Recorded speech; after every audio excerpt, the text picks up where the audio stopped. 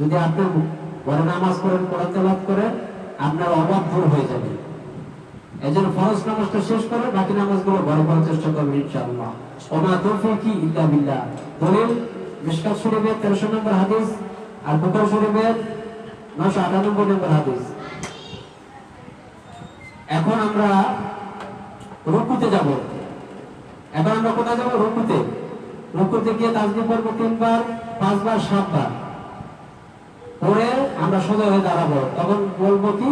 যখন সোজা হব, সামি আল্লাহু লিমান হামিদা। সামি আল্লাহু লিমান হামিদা, লিমান না, সামি আল্লাহু লিমান হামিদা। সামি আল্লাহু, আল্লাহ সব শুনেন, লিমান হামিদা, আমরা যে আল্লাহ প্রশংসা করি, এর অর্থ এই। সামি আল্লাহু, আল্লাহ সব শুনেন, লিমান হামিদা, আমরা যে তার প্রশংসা করি, এটা আল্লাহ সব শুনেন। সামি আল্লাহু লিমান হামিদা। বুখারী শরীফের 799 নম্বর হাদিস। কত নম্বর?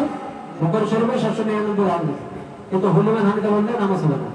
সামি আল্লাহু লিমান হামিদা, লিমান হামিদা হবে না। দলিল বুখারী শরীফের 799 নম্বর হাদিস। এরপরে রুকু থেকে আমরা যখন সোজা হব, সামি আল্লাহু লিমান হামিদা বলে বলবো রব্বানা লাকাল হামদ হামদান কাসীরান কাসীরান তাইয়িবান মুবারাকান ফি।